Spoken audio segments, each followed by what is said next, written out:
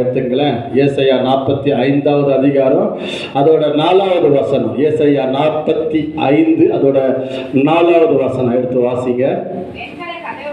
வெண்கல கதவுகளை உடைத்து இரும்பு தாழ்பால்களை முறித்து அந்தகாரத்தில் இருக்கிற பொக்கிஷங்களையும் ஒளிபீடத்தில் இருக்கிற புதையல்களையும் உனக்கு கொடுப்பேன்.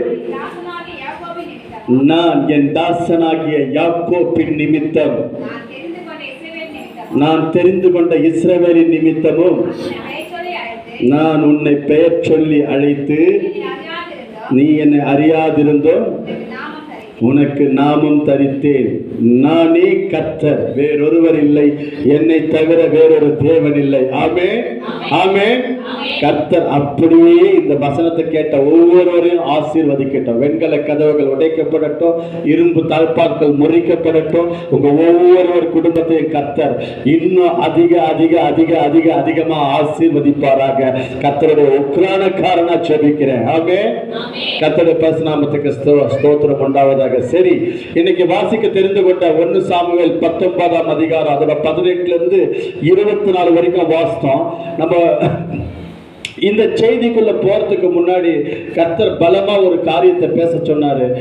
அதை பேசுறதுக்குள்ள ஒரு 4 லைன் இதை இன்ட்ரோடக்ஷன் கொடுத்துட்டு நான் அந்த செய்திக்குள்ள போயிடுவேன். ஏன்னா இது திடீர்னு வந்ததுனால உங்களுக்கு நான் சொல்றேன். ஆமென், ஆமென்.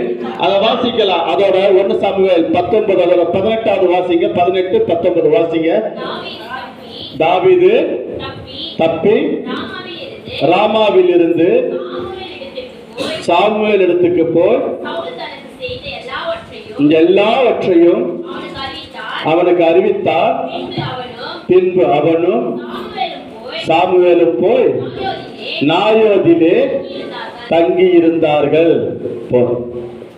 அவங்க இப்போ தாவீது தப்பி யார்கிட்ட போறான்? இப்ப முதலாவது ராமாவில் உள்ள சாமுவேல் இடத்துக்கு போறான். இன்னைக்கு ஒரு விஷயம் ரொம்ப நல்லா கேட்டுக்குங்க. தாவீது கொலை செய்யப்படுவதற்காக சவுல் தேடிக்கிட்டு இருக்கான். சவுல் ஆள் அனுப்புறான். அந்த அதிகாரம் நீங்க முழுசா படிச்சீங்கன்னா அதுக்கு தெரியும். இப்ப நேரம் இல்ல, 1-2 மாத்திரம் சொல்றேன். அவருடைய மனைவியாகிய மீகால் அவளை ஜன்னல் வழியா இறக்கி விட்டுறா. இன்னைக்கு ராத்திரி நீ இருந்தன்னா சவுலுன்னு கொண்டு போட்டுருவான்னு சொல்லிட்டு, அது வேதத்துல வர்ற வார்த்தைகள். அது அப்படியே நம்ம கடந்து வந்தோம்னா தாவீது அங்கிருந்து தப்பி முதலாவது சாமுவேல் இடத்துக்கு போறான். சாமுவேலும் அவனும் ஒன்றிணைந்து எங்க போறாங்க?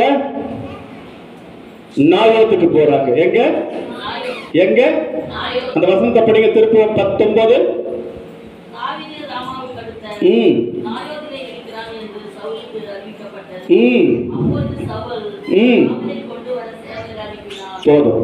இப்போ நாயோத்தில் இருக்கிற தாவீதை கொண்டு வரும்படி சவுல் ஆட்களை அனுப்புறான். எதுக்குன்னா சவுல் தாவீதை கொண்டு போடணும் ஒரு திட்டத்தோட இருக்கிறான். இப்ப இதுக்காகத்தான் சவுல் தாவீது கிட்ட ஆட்கள் அனுப்புறான். போன ஆட்கள் முதலாவது என்ன பண்றாங்கன்னா, அவங்க முதல்ல ஒரு சேவகரை அனுப்பும் போது அவங்க போறாங்க தாவீதை தேடி. அங்க போகும்போது கர்த்தருடைய ஆவி அவர்களுக்கு மேல பலமா இறங்குச்சு. அவர்கள் என்ன பண்ணாங்க? தீர்க்க தரிசனம் சொன்னாங்க. என்ன பண்ணாங்க? தீர்க்க தரிசனம் சொன்னாங்க. அப்படியே படிச்சுட்டு வாங்க, அப்படியே படிங்களேன். அவர்கள் தீர்க்க தரிசனம் சொல்லுகிற சொல்லுங்க, படிங்க படிங்க. கண்டார்கள். இறங்கினதினால் தீர்க்க தரிசனம் சொன்னார்கள். 21 படிங்க. இது சவுலுக்கு அறிவிக்கப்பட்ட போது இரண்டாவது வேறே சேவகர்களை அனுப்பினான். அப்ப முதலாவது ஒரு சேவகர்கள் தாவீதை பிடிக்கிறதுக்கு அந்த இடத்துக்கு வந்தாங்க. அந்த இடத்துல வந்தப்போ அங்க கர்த்தருடைய ஆவி அவர்கள் மேல இறங்கினதுனால அவங்க என்ன பண்ணாங்க? தீர்க்க தரிசனம் சொன்னாங்க. ஆமென், ஆமென். என்ன பண்ணாங்க? தீர்க்க தரிசனம் சொன்னாங்க. இரண்டாவது வேற ஒரு கூட்டத்தை அனுப்புறாப்பா. முதல்ல போனவங்க சரியில்லை, அவங்களால தாவீதை பிடிக்க முடியல. இப்ப நீங்க என்ன பண்ணுங்க? போயிட்டு அவனை பிடிச்சிட்டு வாங்கன்னு அனுப்புறோம். இரண்டாவது ஒரு கூட்டம். இப்ப இரண்டாவது கூட்டம் என்ன பண்ணுது பாருங்களேன். படிங்க. 2வது கூட்டம் என்ன பண்ணுது படிங்க. இருங்க 22 படிங்க.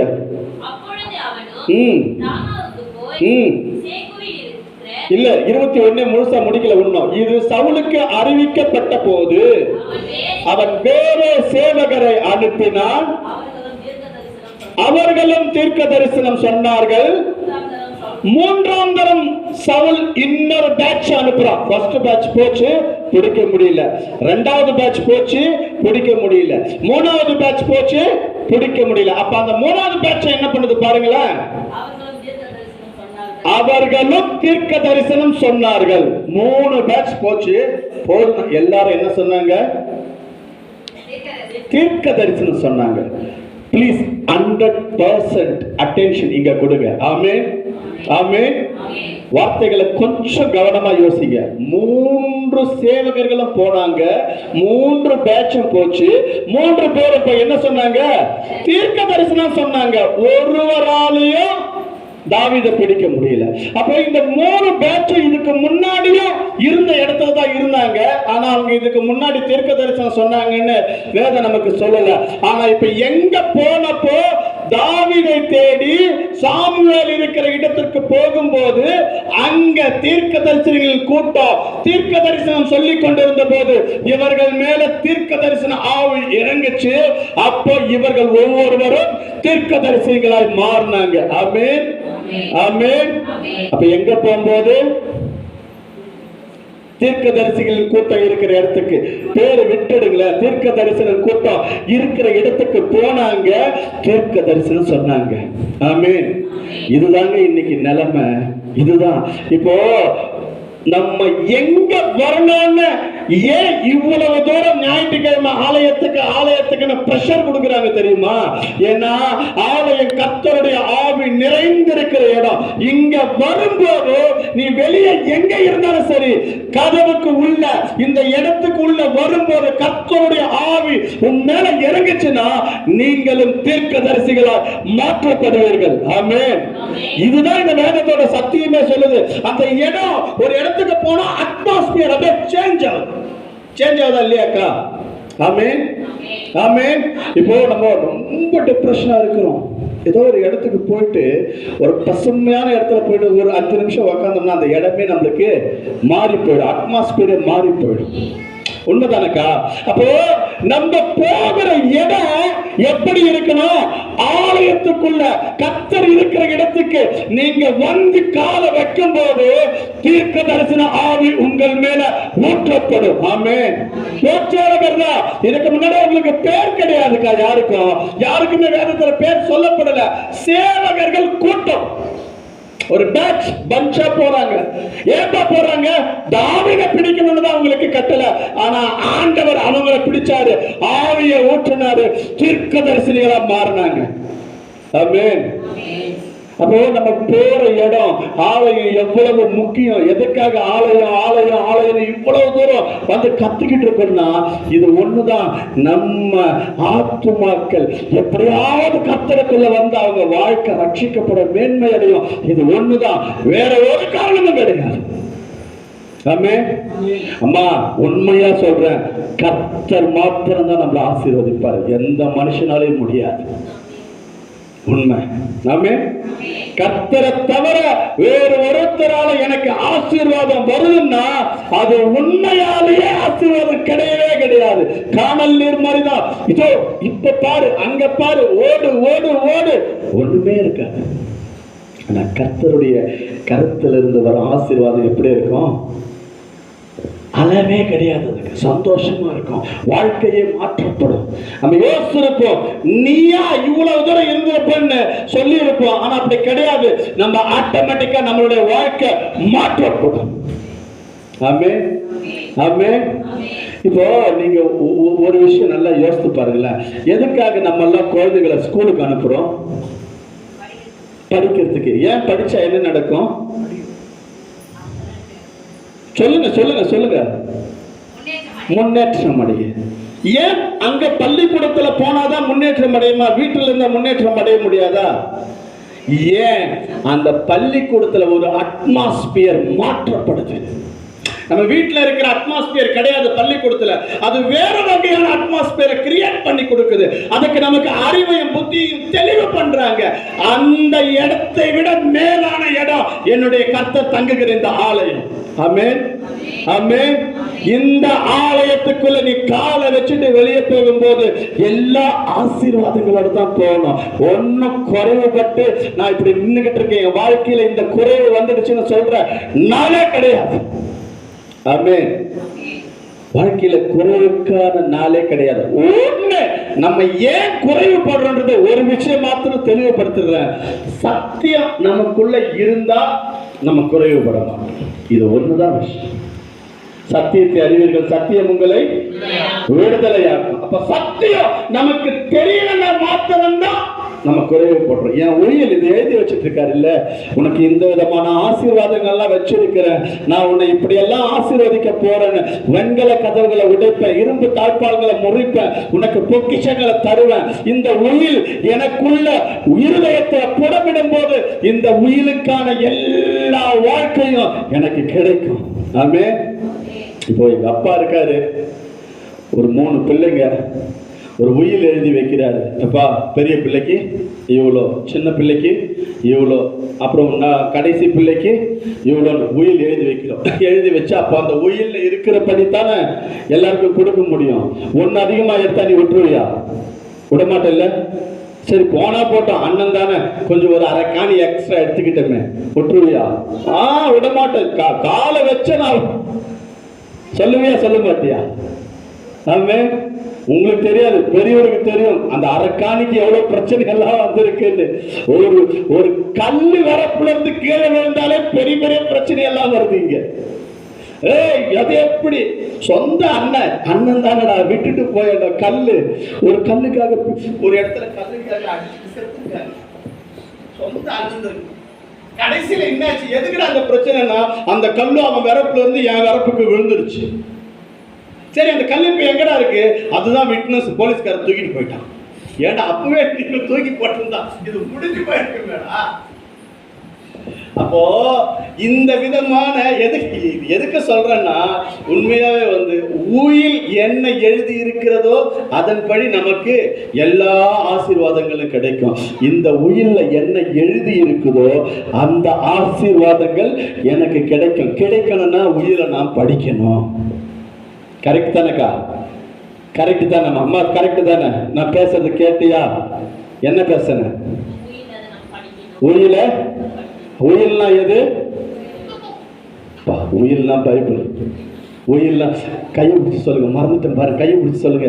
பாப்பா கையை பிடி, கையை பிடி, கையை பிடி, கையை பிடிப்போம், கையை பிடிப்போம். சொத்தெல்லாம் எழுதி கொடுக்காதீங்க, கையை பிடிங்கப்பா. அப்படியே வீட்டுல அவங்களுக்கு எனக்கும் 1000 வருஷம் பகன்ற மாதிரியே பாக்குறீங்களா? கையை பிடிங்க, சந்தோஷமா பிடிங்களா? உயில்னா பைபிள். பைபிளை படிச்சா என் வாழ்க்கை ஆசீர்வாதமா இருக்கும். இனி நான் படிப்பேன், நீ படிப்பியா? என்ன பார்த்து பக்கத்துல பார்த்து கேள்தாயி. இனி நான் படிப்பேன், நீ படிப்பியா?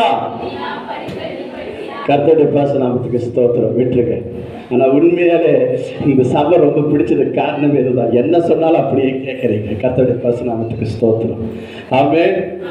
அப்படியே ஆசீர்வாதமா இருங்க. கர்த்தருடைய நாமத்துக்கு ஸ்தோத்திரம். அதாவது இன்னைக்கு நான் பேச தலைப்பு விசுவாசத்துல பலப்பட வேண்டும். 3 வார்த்தை தான், ரொம்ப அதிகமா இல்ல, 3 வார்த்தை. விசுவாசத்துல பலப்பட வேண்டும். வெளிப்படுத்தல் 3ஆம் அதிகாரம் 8 அதோட 9வது வசனம் வாசிங்க. வெளிப்படுத்தல் 3வது அதிகாரம் 8, 9வது வசனங்கள் கொஞ்சம் சீக்கிரமா வாசிங்க. அறிந்திருக்கிறேன் உனக்கு கொஞ்சம் பலன் இருந்தும் நீ என் நாமத்தை மறுதலியாமல் என் வசனத்தை கை கொண்டபடியினாலே இதோ திறந்த வாசலை உனக்கு முன்பாக வைத்திருக்கிறேன், அதை ஒருவனும் பூட்ட மாட்டான். இதோ சொல்லுங்க. யூதர் அல்லாதிருந்தும் தங்களை யூதர் என்று பொய் சொல்லுகிறவர்கள் சாத்தானுடைய கூட்டத்தால் சிலரை உனக்கு கொடுத்து இதோ அவர்கள் உன் பாதங்களுக்கு முன்பாக வந்து பணிந்து நான் உன்மேல் அன்பாய் இருக்கிறதை அறிந்து கொள்ளும்படி செய்வேன். இது ஒண்ணுதான் இன்னைக்கு வார்த்தை. ஆமென், ஆமென். அதை திரும்பி அந்த ஒரு வசனத்தை மாத்திரம் வாசிங்க. உனக்கு கொஞ்சம் பலன் இருந்தும் நீ என்னை நாமத்தை மறுதலியாமல்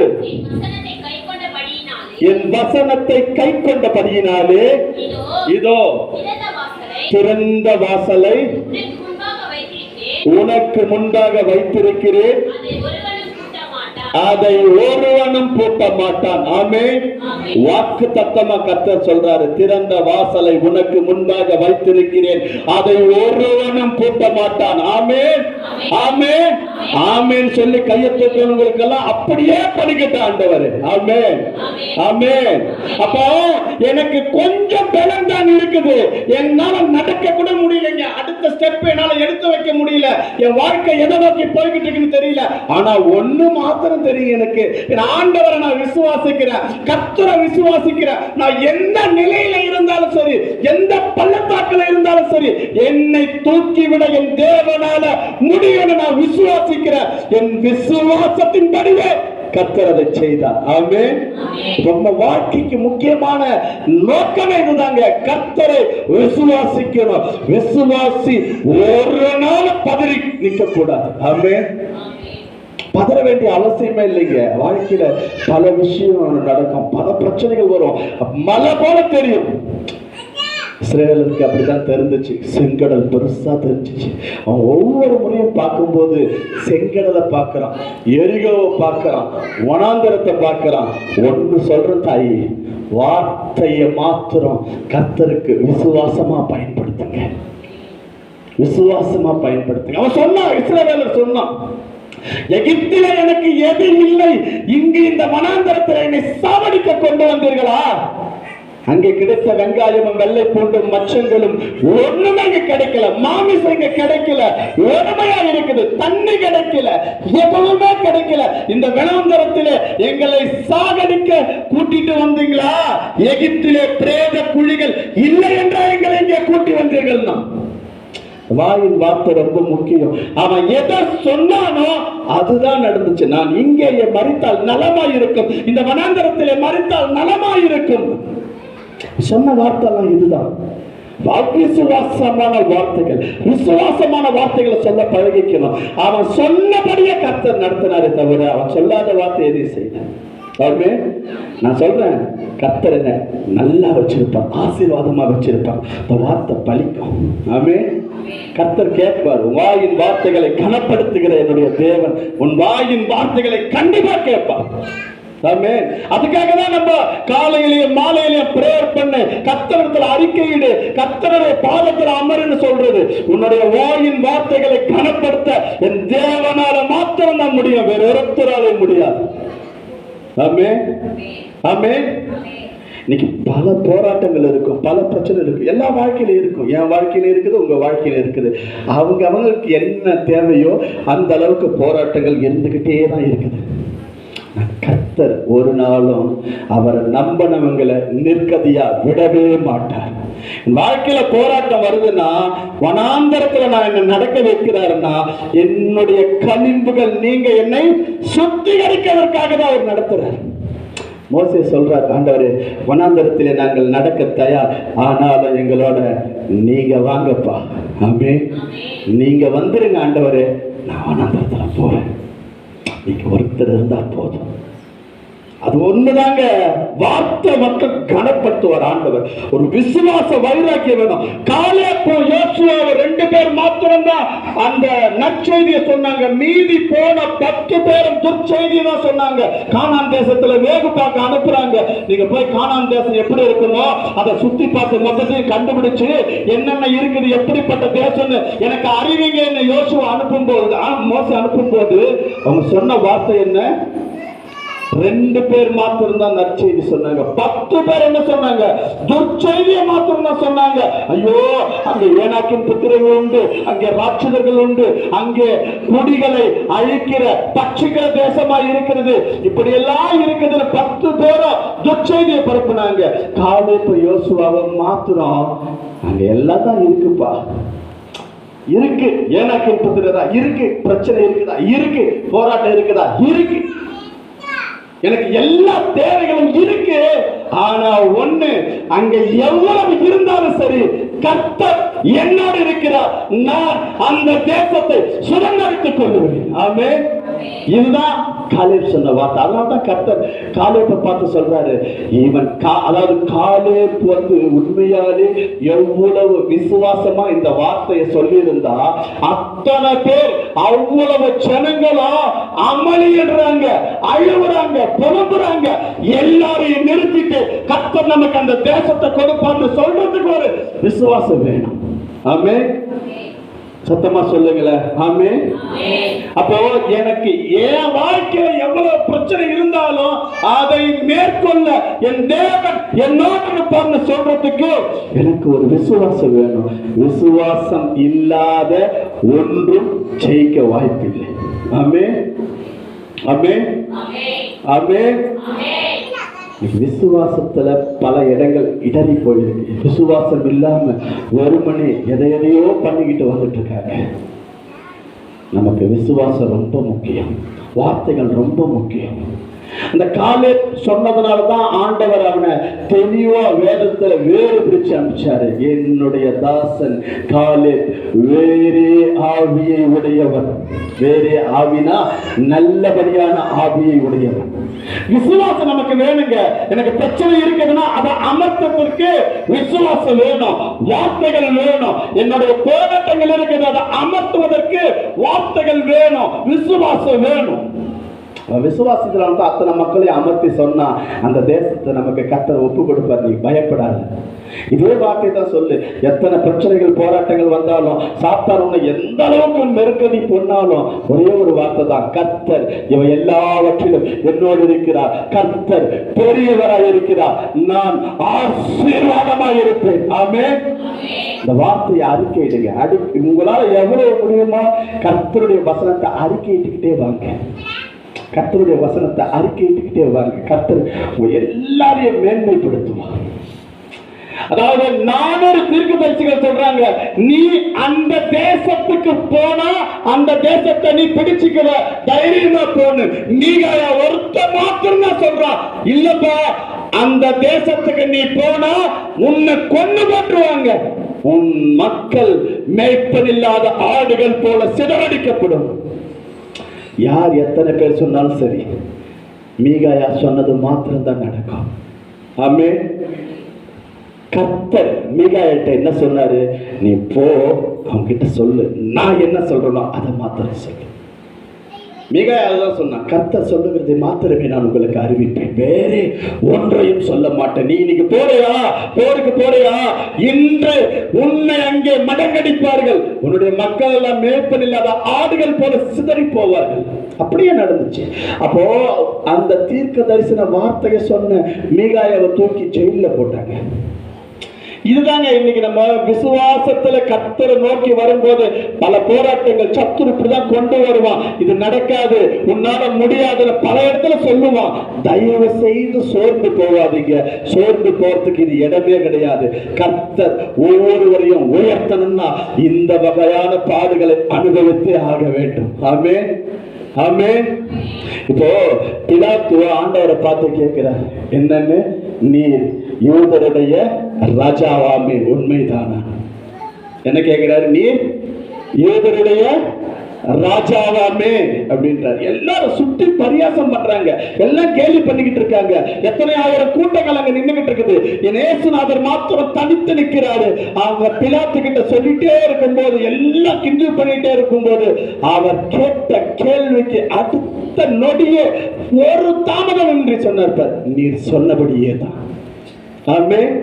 நீர் யூதருடைய ராஜாவாமே ஆண்டவர் சொன்னாரு, நீர் சொன்னபடியே தான். எத்தனை பேருங்க எதிர்த்து வரட்டங்க, எத்தனை பேருங்க சூழ்ந்து நிற்கட்டங்க, கர்த்தர் என்னோடு இருந்தா நான் அவர் என்ன சொன்னாலும் சரி அதை அப்படியே செய்து முடிப்பேன். ஆமென். என்னுடைய போராட்டம். அவன் கிண்டல் பண்றான், இவன் கிண்டல் பண்றான், இவன் போய் பைபிளை தூக்கிட்டு போய் என்ன பண்ண போறான், இவன் போயிட்டு நேற்று வரைக்கும் இவனை தெரியாதா, இவன் தச்சனுடைய மகன் அல்லவா, இவன் நான் பார்த்தது இல்லையான்னு சொன்ன அத்தனை பேரும் வாயிடுச்சு. எவனா பேசிட்டு போட்டுங்க, எனக்கு கவலை கிடையாது. எனக்கு ஒண்ணு முக்கியம், என் ஆண்டவர் எனக்கு சொல்லுகிற வார்த்தையை நான் சொல்லணும். ஆமென், ஆமென். அப்ப அது ஒண்ணுதாங்க, விசுவாசத்துல பலப்படுங்க. ஆண்டவர் சொல்லுகிற வார்த்தையை அப்படியே திரும்ப திரும்ப சொல்லுங்க, விசுவாச அறிக்கையிடுங்க, உங்கள் வாழ்க்கை மேன்மைப்படும். ஆமென். இப்போ பவுல் சொல்றாரு பாருங்க, பவுல் ஒண்ணு இல்லாதவன் இல்லைங்க, ஒரு கப்பல் ஓனரோட, கப்பல் அதிகாரியோட மகன், சொந்தமா கப்பல் வைத்திருந்தவன். அவ்வளவு பெரிய பவுல், இந்த நிமித்தம் நான் கிறிஸ்துவுக்குள் பாடுபட வந்தேன், இதை நினைத்து நான் வெட்கப்படுவதில்லை, ஏனென்றால் இந்த ஓட்டத்திற்காகவே நான் பிடிக்கப்பட்டேன், முடிவு பரியந்தம் ஓடுவேன். ஆமென். உண்மையாங்க அந்த பவுல் அந்த வார்த்தைகள்லாம் நம்ம யோசித்து பாருங்களேன். பவுலை போட்டு பவுலையும் சீலாவையும் தலைகீழா கட்டி வச்சு சித்திராவை பண்ணிக்கிட்டு இருக்காங்க. அந்த நேரத்திலேயும் விசுவாசமா பாட்டு பாடுறாங்க. ஆமென். யாருங்க, ஒண்ணு இல்லாதவனா? இல்லையே, கோடீஸ்வரங்க. கமாலியலின் பாதத்தில் அமர்ந்து கல்வி கற்றவன். கமாலியல் எவ்வளவு பெரிய வேத பண்டிதர், அவருடைய பாதத்தில் அமர்ந்து கல்வி கற்றவர், யூதருக்கு யூதன், அவ்வளவு பெரிய படிப்பாளி பவுல் கடைசியா கொண்டு போயிட்டு காலம் மேலே தலையை கீழே கட்டி தொங்க விட்டுருக்காங்க, ரத்தம் வழியுது. அப்பவும் கர்த்தரை நோக்கி பாட்டு தான் பாடுறாரு, கர்த்தர் அவரை விடுவித்தார். ஆமென். எனக்கு ஒரு வார்த்தை மாத்திரம் தாங்க, எவ்வளவு பிரச்சனைகள் போராட்டங்கள் என் வாழ்க்கையில வந்தாலும் சரி, நான் கர்த்தரை மாத்திரம் நோக்கி பார்ப்பேன், என்னை கர்த்தர் விடுவிக்க வல்லவராய் இருக்கிறார். ஆமென், ஆமென் சொல்லுங்களேன், சத்தமா சொல்லுங்களேன். கர்த்தருடைய பரிசுத்த நாமத்துக்கு ஸ்தோத்திரம். அதாவது பவுல வார்த்தை சொல்றாங்க, நல்ல போராட்டத்தை போராடினேன், ஓட்டத்தை முடித்தேன், விசுவாசத்தை காத்துக்கொண்டேன். தீமோத்தேயுவே என் மகனே, இது முதல் நீதியின் கிரீடத்தை நான் தரித்துக் கொள்ளுவேன், இனி அந்த போராட்டத்தை நீ போராடு. இது எப்ப சொன்னது தெரியுமா? சொல்லுங்களேன், இது எப்ப சொன்னது இந்த வார்த்தை? நம்ம பல பேர் இதை கேள்விப்பட்டிருப்போம், இல்ல மகிமை, பல பேர் இந்த வார்த்தையை கேள்விப்பட்டிருப்போம். இந்த வார்த்தை அதிகமா எங்க இருக்கு தெரியுங்களா? எங்கன்னா பாலாஜன்னா கல்லறையில் இருக்கும். எங்க இருக்கும்? எங்க இருக்கும்? குடிச்சு குடிச்சு கல்லீரல் நொந்து செத்து போயிருப்பார், அவரோட கல்லறையில் இது இருக்கும். நல்ல போராட்டத்தை போராடினேன், ஓட்டத்தை முடித்தேன், விசுவாசத்தை காத்துக்கொண்டேன். அவர் என்ன போராட்டம் போனார் எனக்கு தெரியாது. ஆனா இந்த வார்த்தைகள் எங்க சொல்லப்பட வேண்டும்னா, என் வாழ்க்கை எங்க அமிழ்ந்து போய் நிற்கிறதோ அந்த இடத்துல சொல்லணும். நல்ல போராட்டத்தை போராடினு, ஓட்டத்தை முடித்த, விசுவாசத்தை காத்துக்கொண்ட, நீதியின் கிரீடம் இது முதல் கொண்டு எனக்காக வைக்கப்பட்டுள்ளது. எப்ப சொல்றாரு? பவுலை படுக்க போட்டு ரம்பத்தை எடுத்து அறுக்குறாங்க. அறுக்கும் போது பக்கத்துல இருந்த தீமோத்தேயுவை பார்த்து சொல்றாரு, தீமோத்தேயுவே என் மகனே, இனி இந்த போராட்டத்தை போராட நீ தயாராக, நான் கர்த்தருடைய பாதத்துக்கு போய் சேர. ஆமென், ஆமென். சும்மா வந்துடலங்க, சும்மா வரல. விசுவாசம் இப்படித்தான் இருக்குது, சும்மா வந்துடல. நீங்க ஆண்டவர் ஒரு விஷயம் மாத்திருந்தாங்க, 12 சீடர்கள், ஒருத்தன் போயிட்டான், 11 பேர் மீண்டு இருந்தான். கர்த்தரை சிலுவையில் அறைஞ்சாங்க.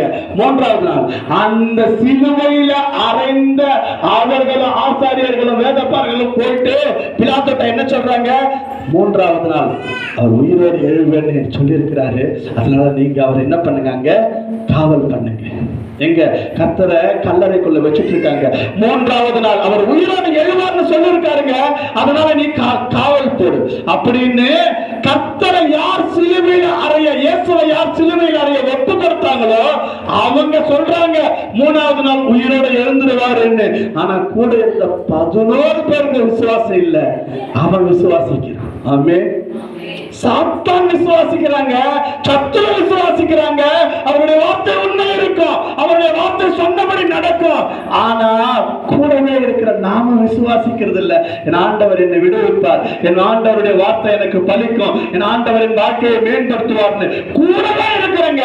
வேதத்தை கையிலே வச்சுட்டு இருக்கோம், நாம விசுவாசிக்க மாட்டோம். விசுவாசம் என்பது எப்படி இருக்கணும்னா, என் உயிர் போகும் நிலைமை வந்தாலும் சரி, என் ஆண்டவர் என்னை விடுவிப்பார், காப்பாத்தாம போனாலும் சரி, அவரே என் ஆண்டவர். ஆமென். சாத்ராக் மேஷாக் ஆபேத்நேகோ சொன்னாங்க, நான் இந்த நெருப்புல போடப்பட்டிருக்கிறேன் இல்லையா, இந்த நெருப்புல இருந்து காப்பாற்ற என் தேவன் நல்லவராக இருக்கிறார்.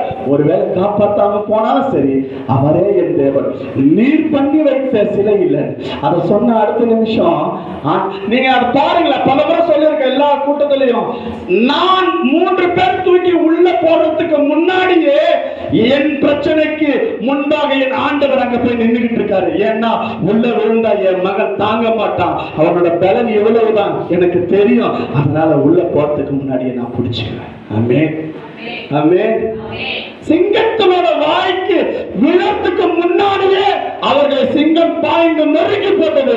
தானியேலோ என்றார், சிங்கங்கள் வாய் கட்டப்பட்டிருந்து இரவு முழுதும் உள்ளே இருந்தான். ஆமென். சிங்கத்தின் வாய்க்கு போகவே இல்லைங்க, மேல இருந்து கீழே லேண்ட் ஆகல. சிங்கம் அவர்கள் மேல் பாய்ந்து நொறுக்கி போட்டது. ராம் முழுவதும் சிங்கம் போயிட்டு சிங்கம் பக்கத்திலேயே உட்கார்ந்துகிட்டு இருக்கான். தானியேல் ஒரு சேதமும் வரல. அதுதாங்க பவுல் சொல்றது, கப்பல் சேதமே அன்றி வேறு உயிர் சேதம் ஒன்றும் வருவதில்லை. எனக்கு சூழ்நிலைகள் தெரியும், பெருசா பிரமிப்பா இருக்கும், ஐயோ என் வாழ்க்கை எதையோ நோக்கி போய்கிட்டு இருக்குதுன்னு. ஆனா சூழ்நிலைகளை மாற்றுகிறவர் உங்களோடு இருக்கிறார். ஆமென் சொல்லுங்களேன். ஆமென். சூழ்நிலைகளை மாற்றுகிறவர் உங்களோடு இருக்கிறார். உங்கள் சூழ்நிலைகள் நிச்சயம் மாற்றப்படும். ஆமென். நீங்க போகிற இடம் தீர்க்க தரிசனம் சொல்லுகிற இடம், நீங்கள் அமருகிற இடம் தீர்க்க தரிசனம் சொல்லுகிற இடம். தாவீதை கொல்ல தேடின சவுலே கடைசியா என்ன பண்றான், போயிட்டு தீர்க்க தரிசனம் சொல்லி வஸ்திரம் இல்லாமல் விழுந்து கிடக்கிறான். யோசித்து பாருங்களேன், எந்த அளவுக்கு கர்த்தர் என் மேல அன்பா இருந்தா எனக்கு வரும் சத்துருவையே என்னுடைய பட்சத்துக்கு திருப்பி என்னோட நிக்க வச்சிருப்பாரு. ஆமென். இதுதாங்க ஆண்டவர், இதை தவிர வேற ஒண்ணுமே கிடையாது. ஆண்டவர் எல்லா நிலைகளிலும் என்னோடு இருக்கிறார். எல்லா சூழ்நிலைகளையும் எனக்கு மாற்ற அவர் வல்லவராய் இருக்கிறார். நான் எங்க இருந்தாலும் சரி, எப்படி இருந்தாலும் சரி, நான் உலையான சேற்றுல விழுந்து கிடந்தாலும் சரி, என்னை தூக்கி எடுத்து நாற்றமெல்லாம் மாற கழுவி என்னை அவருடைய புத்திரராக மாற்ற என் தேவனால கூடும் என்றால், தாவீது சொல்ற பாருங்க, அவனோட யோனாத்தானோட மகன் மோயிபோசேத், தாவீது கேட்கிறார், ராஜாவான அப்புறம் நான் ஆணையிட்டேனே, கர்த்தருக்கு முன்பாக உடன்படிக்கை செய்தேனே, அந்த யோனாத்தானின் நிமித்தம் அவன் குடும்பத்திலே யாராவது ஒருத்தராவது மீண்டிருக்கிறாங்களா, நான் அவங்களுக்கு நன்மை செய்யட்டும், ஒருத்தராவது சொல்லுங்களேன். அதுக்கு ஷீபா சொல்றாங்க, ஒருத்தர் இருக்கிறான் ஆண்டவரே, 2 காலம் விளங்காதவன், 2 காலம் விளங்காத ஒருத்தர் இருக்கிறான், யோனாத்தானின் மகன் மோயிபோசேத். அவன் மாத்திரம்தான் மிஞ்சிருக்கிறான், அவனை கூட்டிட்டு வாங்கன்னு ஆணையிடுறாரு. கூட்டிட்டு வந்தப்ப சொல்றான், செத்த நாயை போல இருக்கிறேனே, உம்மிடத்திலே தயவு பெற நான் எம்மாத்திரம் என் ஆண்டவனேன்னு தாவீது சொல்றான். யோனாத்தானின் நிமித்தம் அவனுடைய தகப்பனின் எல்லா நிலங்களையும் இவனுக்கு கொடுத்து இவனை ஆசீர்வதிங்க. ஒரு தாவீது சொன்ன வார்த்தைக்காக இவ்வளவு தூரம் இரக்கம் பாராட்ட முடியும்னா, என் ஆண்டவர் என்னை ஆசீர்வதிக்கிறேன்னு சொல்லி இருக்கிறாரு. அவன் என்னையே நம்பி இருக்கிறபடினால் நான் அவனை உயர்ந்த இடத்துல வைப்பேன்னு சொல்லி இருக்கிறாரு. ஒரு நாளும் உன்னை ஆசீர்வாதம் குறைவில்லாமல் பாதுகாப்புன்னு சொல்லி இருக்கிறாரு. இஸ்ரவேலை ஆசீர்வதிப்பதை கர்த்தருக்கு பிரியம்னு சொல்லி இருக்கிறாரு. அந்த சொன்ன வார்த்தைகளை நிறைவேற்ற அவர் எவ்வளவு வல்லவராய் இருக்கிறார். ஆமென், ஆமென். ஒரு வார்த்தை தான், விசுவாசத்தை காத்துக்குங்க, கர்த்தரோட நில்லுங்க, கர்த்தர் ஒவ்வொருவரையும் ஆசீர்வதிப்பார், ஒவ்வொருவரையும் ஆசீர்வதிப்பார். வேற ஒண்ணும் கிடையாது. விசுவாசிங்க, விசுவாசிங்க, அவருடைய வார்த்தையை விசுவாசிங்க, உங்கள் வார்த்தை உங்களை உயர்த்தும். கர்த்தர் தாமே அவருடைய வார்த்தைகளை ஆசீர்வதிப்பாராக. கர்த்தருடைய பரிசுத்தத்துக்கு ஸ்தோத்திரம் உண்டாவதாக. ஆமென். கேட்கலையே சத்தமா? இன்னும் சத்தமா? ஆமென். கர்த்தருடைய பரிசுத்தத்துக்கு ஸ்தோத்திரம்.